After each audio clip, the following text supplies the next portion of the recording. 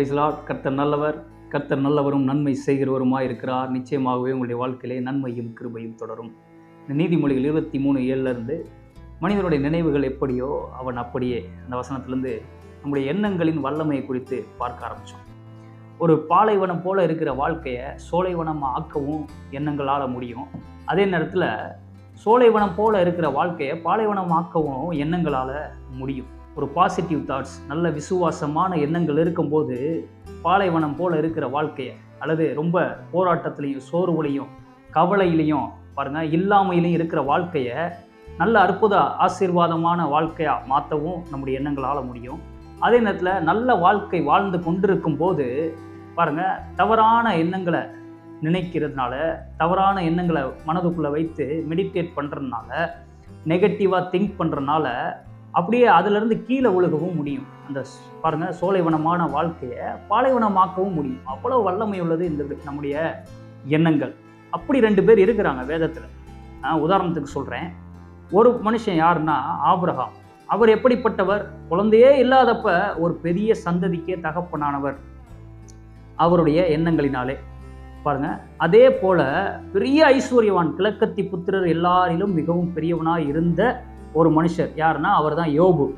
அவர் பாருங்க தன்னுடைய எண்ணங்கள்னால அப்படியே கீழே விழுந்த ஒரு மனுஷன். இவங்க 2 பேரும் ரொம்ப முக்கியமான ஆட்கள். ஆபிரகாம் குறித்து ஒரு வசனம் வாசிக்கிறேன், நம்மளுக்கு தெரிந்த வசனம். ரோமர் 4வது அதிகாரம் 19வது வசனத்தை பாருங்க. அவன் விசுவாசத்திலே பலவீனமாய் இருக்கவில்லை. அவன் ஏறக்குறைய 100 வயதுள்ளவனாய் இருக்கும்போது தன் சரீரம் செத்து போனதையும் சாராளுடைய கற்பம் செத்து போனதையும் எண்ணாதிருந்தான். அவனுடைய நினைவுல தனக்கு 100 வயசு ஆயிடுச்சுங்கிறதும் இல்லை, சாராளுடைய கற்பம் செத்து போச்சுங்கிறதும் இல்லை. அவனுடைய நினைவுல அது இல்லவே இல்லை. அப்போ என்ன அவனுடைய நினைவில் இருந்துச்சு அப்படின்னா, ஆதியாகமம் 15வது அதிகாரத்தில் நீங்கள் வாசித்து பார்த்தீங்கன்னா, ஒரு கூடாரத்துக்குள்ளே இருந்து பாருங்கள் கவலைகளையும் பாருங்கள் இல்லாமையும் யோசித்து கொண்டிருந்த அந்த மனுஷனை தேவன் என்ன பண்ணுறாரு, வா இதுக்குள்ளேயே உட்காந்துருக்காரு, கொஞ்சம் வெளியே வா அப்படின்னு கூப்பிட்டு வந்து வானத்தை பார்க்க வைக்கிறாரு. இந்த நட்சத்திரங்களை பாரு, இந்த கடற்கரை மணலை பாரு, இவ்வனமாய் உன் சந்ததி இருக்கும். நான் விசுவாசிக்கிறேன். அந்த கற்பம் செத்து போனதையும் 100 வயதானதையும் எண்ணாமல் இருந்தப்ப ஆபிரகாமுடைய எண்ணத்தில் என்ன இருந்துச்சுன்னா, வானத்து நட்சத்திரங்கள் அளவாய் என்னுடைய சந்ததி இருக்கும், கடற்கரை மணலத்தனையாய் என்னுடைய சந்ததி இருக்குங்கிற எண்ணம் பாருங்கள் அவனுக்குள்ளே நிறைஞ்சிருந்துச்சு. அந்த எண்ணம் பாருங்கள் அவனை என்ன பண்ணுச்சு, அவன் என்ன நினச்சானோ, என்ன தியானிச்சானோ அதே போல் அவனுடைய வாழ்க்கையை கொண்டு வந்து வச்சிச்சு. நாம் அதை பார்க்குறோம். அதே போல தான் யோபு பாருங்க, உத்தமன், சன்மார்க்கன், தேவனுக்கு பயந்து தீமையை விட்டு விலகிறவனாக அவனை போல ஒருத்தனும் இல்லைன்னு சொல்லி தேவனே சாட்சி கொடுக்கிறார். கிழக்கத்தி புத்திரர் எல்லாரிலும் பெரியவர் பாருங்க, ரொம்ப பெரிய ஐஸ்வர்யவான், ரொம்ப பெரிய நீதிமான், பேர்பட்ட ஒரு நல்ல நிலைமையில் இருக்கிறாரு. ஆனால் அவருடைய எண்ணங்களில் ஒரு சின்ன பிரச்சனை பாருங்க, பயம். இந்த பயம் இருக்குது பாருங்க, சாதாரண விஷயம் கிடையாது. சும்மா சின்ன காரியங்கள் வரும்போது இப்படி நடந்துருச்சா, இதை எப்படி அப்படின்ற பயப்படுறோம் இல்லைங்களா, அது சும்மா சாதாரணமாக நினைக்கக்கூடாது. அந்த பயம்தான் அவருடைய வாழ்க்கையில் என்ன பண்ணுச்சு, அநேக தீமைகளை கொண்டு வந்துச்சு. எங்கேயோ இருந்த மனுஷனை கிட்டத்தட்ட 1 நாள் 2 நாளுக்குள்ளே பாருங்கள் சாம்பலில் உட்கார பண்ணிருச்சு. என்னது, அவருடைய எண்ணங்கள்.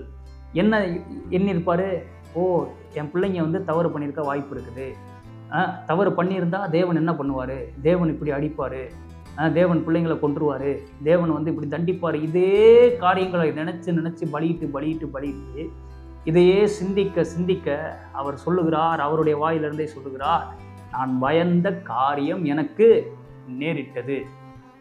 அப்போ விசுவாசித்த காரியம் ஆபிரகாமுக்கு நேரிட்டது, பயந்த காரியம் யோபுவுக்கு நேரிட்டது. இது 2மே எதில் இருந்துச்சு, அவங்களுக்குள்ள தங்களுடைய எண்ணங்களில். இப்போ எவ்வளோ பெரிய வல்லமை உள்ளது பார்த்தீங்களா இந்த எண்ணங்கள். அப்போ நம்முடைய வாழ்க்கையில் இந்த எண்ணத்தை ஒரு மனுஷன் சீர்படுத்திட்டானாலே வாழ்க்கையை சீர்படுத்திட்டான்னு அர்த்தம்.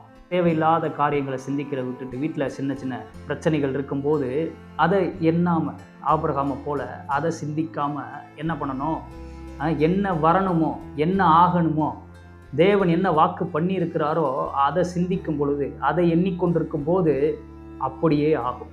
பாருங்கள், அது நிச்சயமாய் நடக்கும். இது ஒரு மிகப்பெரிய பிரமாணம். நீங்கள் தீர்மானிக்கலாம், நாங்கள் யாரை போல இருக்க போகிறேன்னு. யோபுவை போல இருக்க போகிறீங்களா, இல்லை ஆபிரகாமை போல இருக்க போகிறீங்களான்னு நீங்களே என்ன பண்ணலாம், தீர்மானிக்கலாம். நீங்கள் இந்த எண்ணத்தை சீர்படுத்தி பாருங்கள், வாழ்க்கை அற்புதமானதாக மாறும். ஸோ மனிதனுடைய நினைவுகள் எப்படியோ அவன் அப்படியே. நிச்சயமாக இந்த வீடியோ உங்களுக்கு பிரயோஜனமாக இருக்கும் என்று நம்புகிறேன். கர்த்தர் நல்லவர். God bless you.